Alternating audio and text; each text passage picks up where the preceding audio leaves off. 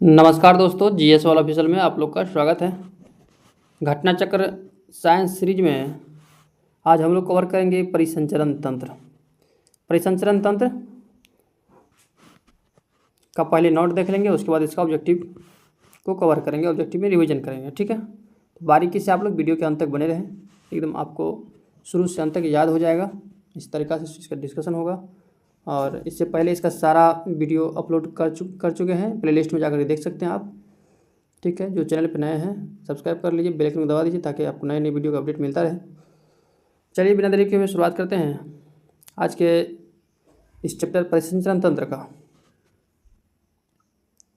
ठीक है, परिसंचरण तंत्र विलियम हार्वे नामक एक वैज्ञानिक थे।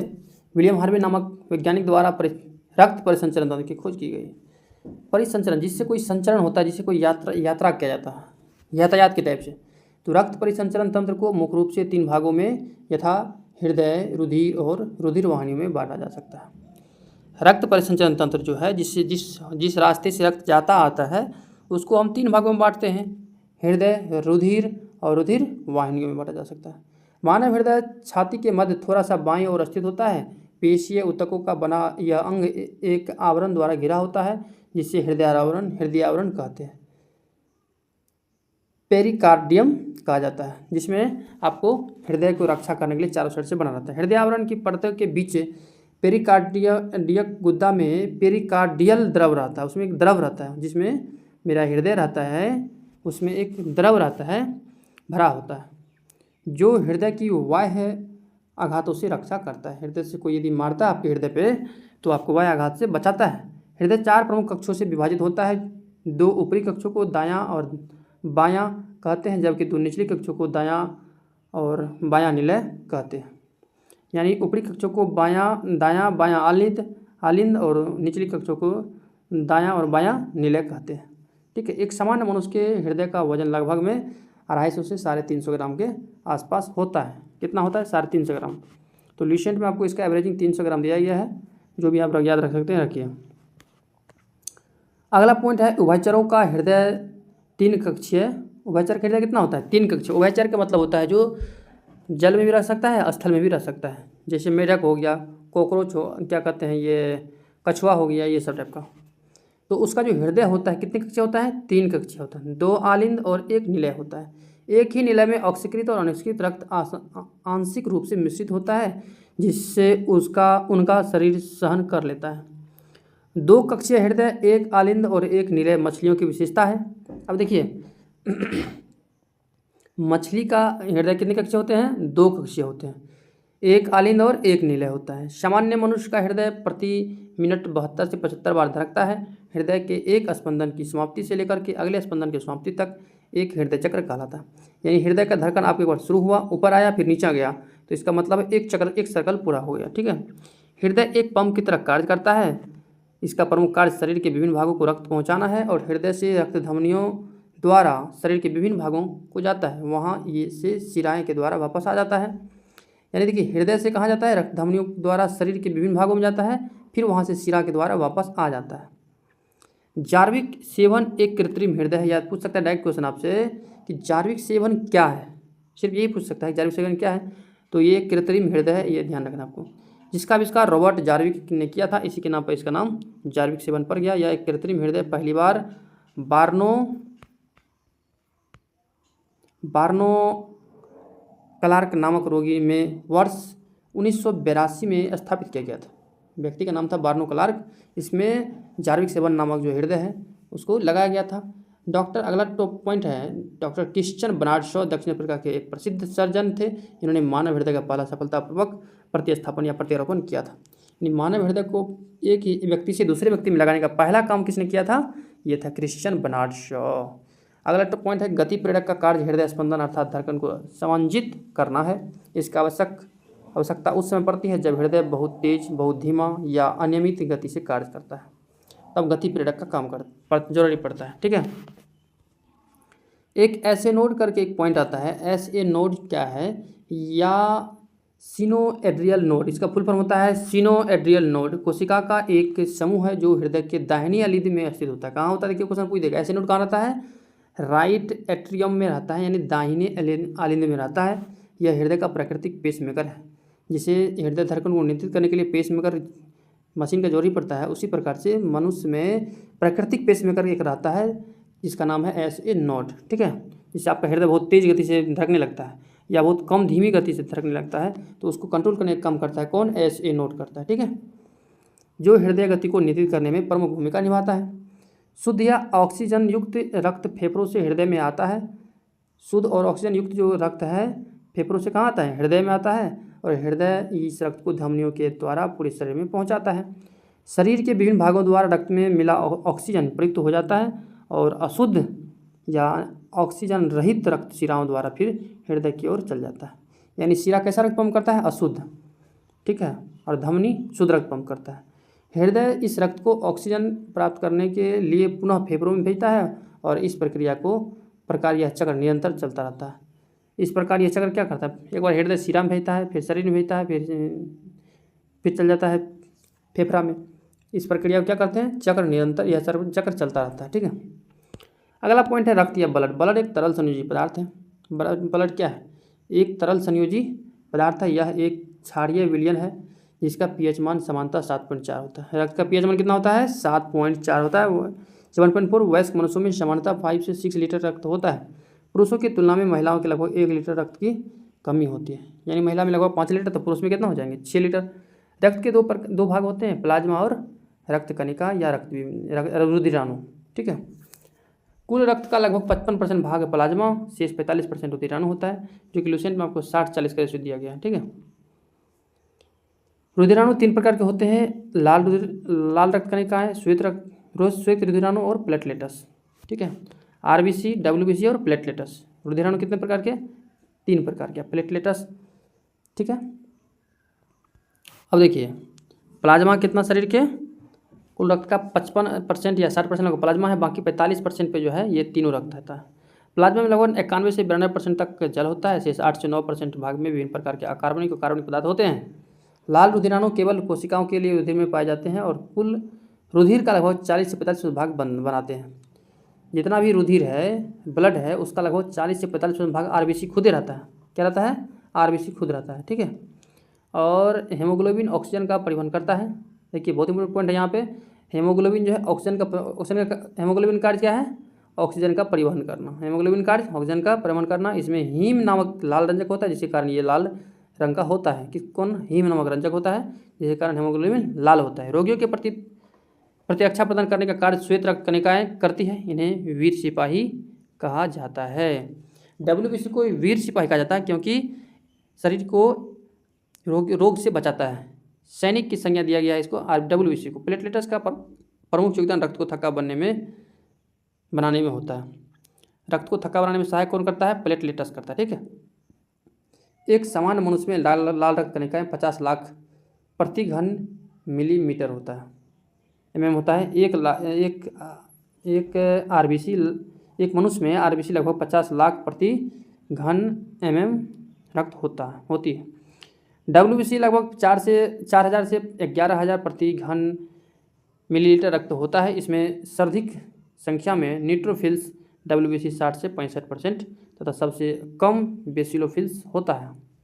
आकार में सबसे बड़ी WBC मोनोसाइट को कहा जाता है। देखिए क्वेश्चन पूछा गया, क्वेश्चन BPSC में है कि सबसे बड़ी WBC का नाम क्या है? मोनोसाइट। क्या नाम है? मोनोसाइट। प्लेटलेट्स की संख्या 1.5 लाख से 3.5 लाख प्रति घन मिलीलीटर तक हो जाता है। ठीक है, अगला पॉइंट देख लेते हैं। अगला पॉइंट है, ये देखिए ये चित्र दिया गया है। ठीक है, इसको समझना है। देखिए फेफड़ा है, फेफड़ा में क्या होता है कि फेफड़ा से रक्त फुसफुस शिरा के थ्रू कहाँ जाता है? बायां आलिद में जाता है। बायां आलिद से मिट्रल वाइल्स में जाता है। यहाँ पे कहाँ पे? मिट्रल वाइल्स के थ्रू इसको बोला जाता है। इसके थ्रू चल जाता है बायां नीलय में। बायां आलिद से बायां नीला से फिर के शरीर के विभिन्न भाग में जाता है, और इस शरीर के विभिन्न भागों में जाते हुए फिर छन के रक्त कहाँ चल जाता है?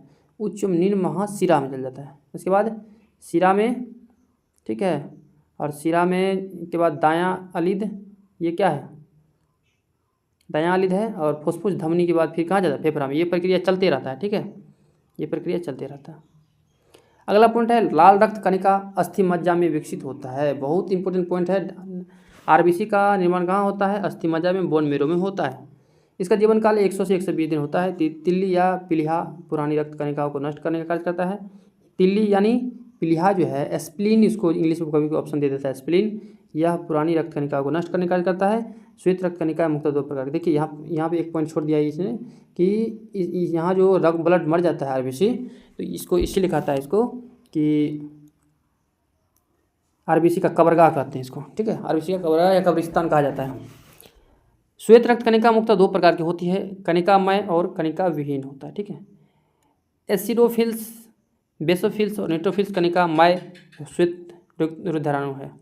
एसिडोफिल्स, बेसोफिल्स और न्यूट्रोफिल्स ये क्या है? कणिकामय श्वेत रुधिराणु है, जबकि लिम्फोसाइट और मोनोसाइट कणिका विहीन श्वेत रुधिराणु है। इसमें कण नहीं होता है। लिम्फोसाइट का निर्माण प्लीहा, लसिका ग्रंथि, अस्थिमज्जा, थैमस ग्रंथि आदि में होता है। रुधिर में श्वेत रक्त कणिकाओं की अधिक मात्रा में उपस्थित ल्यूकीमेनिया कहलाती है।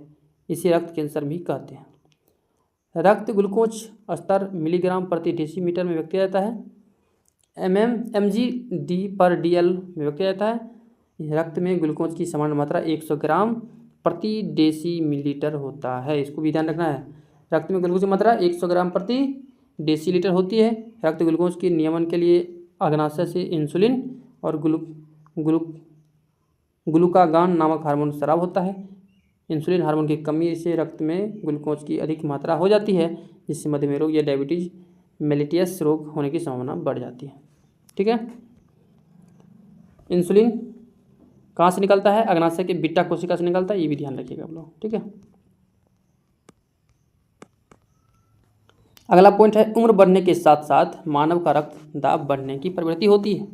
ध्यान रखना, जब मनुष्य का उम्र बढ़ जाता है, देखिएगा जब बूढ़े व्यक्ति को बीपी बढ़ जाता है, उसको गुस्सा तुरंत आ जाता है। देखिएगा आप, सामान्य औसत रक्तचाप 120/80 यानी सिस्टोलिस कितना होता है? 120 और डायसिस्टोलिस 80 होता है।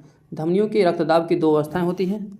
कितनी होती है? दो अवस्थाएं होती हैं। पहले दो प्रकुंचन दाब सिस्टोलिक प्रेशर था, दूसरे के को प्रसारण दाब डायसिस्टोलिस कहते हैं। सामान्य तौर पर प्रकुंचन दाब यानी सिस्टोलिस 120 mLhg और प्रसारण दाब 80 Hg होता है।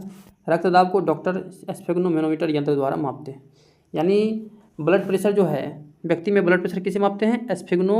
स्फिग्मोमेनोमीटर यंत्र द्वारा, ठीक है। 1900 ईस्वी में ऑस्ट्रिया के जीव वैज्ञानिक एवं चिकित्सक कार्ल लेडेस्टर ने रक्त समूह का खोज किया था पहली बार। यानी रक्त समूह का खोज किसने किया था? 1900 ईस्वी में कार्ल लेडेस्टर। रक्त समूह जिसे जो हम कहते हैं ब्लड ग्रुप क्या है आपका? ए है, बी है, ओ है, ए बी है, ओ पॉजिटिव है, ये सब। इसका खोज किसने किया? कार्ल लेडेस्टर ने, ठीक है। ए बी रक्त समूह की खोज, अब इसमें देखिए ए बी ओ का खोज किया लेडेस्टर, इसमें भी थोड़ा सा डिफरेंट है। ए बी ओ का खोज किसने किया? Karl Landsteiner. लेकिन ए बी रक्त समूह की खोज अल्फ्रेड वान डिकास्टेलो एड्रियानो स्टील ने 1902 में की थी। ए बी रक्त समूह को किसने किया? अल्फ्रेड वान डिकास्टेलो और एड्रियानो स्टील ने 1902 में की थी। बाद में लेडेस्टर और विनर द्वारा रिसस नामक बंदर के रक्त में RH फैक्टर की खोज की गई। देखिए लेडेस्टर और विनर नामक व्यक्ति थे, RH फैक्टर की खोज किया। RH फैक्टर बहुत ही इंपॉर्टेंट है। रक्तदान के समय यदि RH फैक्टर मिस हुआ तो उसका सारा रक्त ही खत्म हो जाएगा। RH यानी RBC में उपस्थित ग्लाइकोप्रोटीन के कारण रक्त में विभिन्नताएं पाई जाती है। इसी कारण ग्लाइकोप्रोटीन के कारण रक्त में विभिन्नताएं पाई जाती है, जिससे एंटीजन या प्रतिजन कहा जाता है। ये दो प्रकार के होते हैं। एंटीजन दो प्रकार के होते हैं, एंटीजन ए और एंटीजन बी। एंटीजन की अनुपस्थिति में एक विशेष प्रकार के प्रोटीन प्लाज्मा पाए जाते हैं, जिसे एंटीबॉडी कहते हैं। जिसमें एंटीजन नहीं रहेगा उसमें क्या रहेगा? एंटीबॉडी रहेगा। एंटीबॉडी ए, एंटीबॉडी बी दो प्रकार का होता है ये, ठीक है। अब देखिए यहाँ से एक चार्ट समझ लेते हैं, इसका एक चार्ट समझ लेते हैं। देखिए मानव रुधिर, ये प्लाज्मा, मानव रुधिर दो प्रकार के रक्त, दो प्रकार के प्लाज्मा और रुधिराणु। प्लाज्मा और क्या? रुधिराणु। प्लाज्मा 55% होता है, रुधिराणु ब्लड कार्पल्स 45% होता है, 45% होता है। जिसमें जो वाटर होता है 91% और ठीक है, प्लाज्मा में कार्बनिक पदार्थ और कार्बनिक पदार्थ वहाँ के होता है। ब्लड कार्पल्स में प्लेटलेट्स होता है, RBC होता है, WBC होता है, ठीक है। इसमें 40 से 45% भाग जो होता है इसमें ये आरबीसी का ही होता है, ठीक है। अब देखिए डब्ल्यूबीसी भी दो प्रकार का होता है, एक कणिकामय होता है, एक कणिका विहीन होता है, जिसमें कण नहीं होता है। तो कणिका विहीन दो प्रकार के लिम्फोसाइट, मोनोसाइट, जिसमें सबसे बड़ा होता है मोनोसाइट। कणिकामय वाला में इओसियो इओसिनोफिल्स, बेसोफिल्स और न्यूट्रोफिल्स, तीन प्रकार के डब्ल्यूबीसी होता है, ठीक है।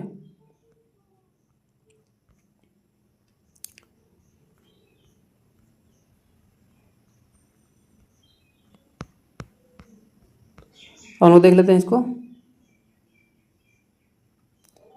रुधिर वर्ग ए में एंटीजन ए और एंटीजन बी उपस्थित है। जैसे एक ट्रिक आपको बताएंगे, जो रुधिर वर्ग ए है, आपको कोई बोलेगा कि मेरा ब्लड ग्रुप ए है, तो उसका मतलब क्या होता है, उसमें एंटीजन ए है, जिसका जो ब्लड ग्रुप रहेगा उसमें एंटीजन वह होगा, और उसके विपरीत आप एक एंटीबॉडी ले लीजिएगा बी वाला, ठीक है, मतलब उल्टा वाला ए बी बी ए। जबकि रुधिर वर्ग बी में एंटीजन बी होता है और एंटीबॉडी ए होता है, ठीक, उल्टा बोले ना, आपको उल्टा रहेगा। यानी जैसे मेरा ब्लड ग्रुप बी है तो मेरे में एंटीजन बी है और एंटीबॉडी ए है। रुधिर वर्ग ए बी में एंटीजन ए बी दोनों होता है, लेकिन इसमें एंटीबॉडी नहीं रहेगा, ठीक है ना, ए बी होगा तो एंटीबॉडी इसमें अनुपस्थित रहेगा। जबकि रुधिर वर्ग ओ वाला में एंटीजन नहीं होता है, क्योंकि इसमें ओ ग्रुप है, और परंतु एंटीबॉडी ए बी दोनों उपस्थित होता है। रुधिर वर्ग ए बी को सर्वग्राही, क्योंकि इसमें सर्वग्राही क्यों होता है, रुधिर वर्ग जो है, ब्लड ग्रुप जो ए बी है, ये सब का ब्लड ले सकते हैं। इसमें कारण ये है कि इसमें जो है कोई भी एंटीबॉडी नहीं होता है, सब दोनों एंटीजन होते हैं। रुधिर वर्ग ओ सर्वदाता होता है, कारण होता है कि इसमें कोई भी एंटीजन नहीं होता है। किसी मानव शरीर में बाहर से रक्त चढ़ाने में समूह का विशेष महत्व होता है, जिसके निम्न चार्ट के अनुसार चढ़ाया जा सकता है, ठीक है। देख लेते हैं चार्ट क्या है। देखिए इस चार्ट को आप लोग ध्यान रखिएगा। अब देखिए रक्तदाता समूह जो है, ये तो नॉर्मल बात है, ये चार्ट समझना कोई आसान आती नहीं है। एक जिसका रक्तदाता का जो ब्लड ग्रुप ए है, ठीक है, तो प्राप्तकर्ता समूह कौन ले सकता है, ए से तो ए वाला लेगा। देखिए जो ब्लड ग्रुप रहेगा वह ब्लड ग्रुप वाला अपने व्यक्ति को देगा, अपने वाला को, ठीक है। तो ए वाला को देगा, और ए वाला बी को नहीं देगा, क्योंकि उसमें क्या है, एंटीबॉडी ए है, ठीक है। और ए बी को देगा, क्योंकि ए वाला ए बी को देगा, क्योंकि सर्वग्राही है, इसमें कोई भी एंटीबॉडी नहीं रहता है। ए बी वाला सब से लेगा, क्या सब वहाँ लिखा हुआ है, सब से लेगा। और ओ वाला जो है किससे लेगा, सिर्फ ओ वाला से लेगा। ओ वाला किससे लेगा, सिर्फ ओ वाला से लेगा, ठीक है।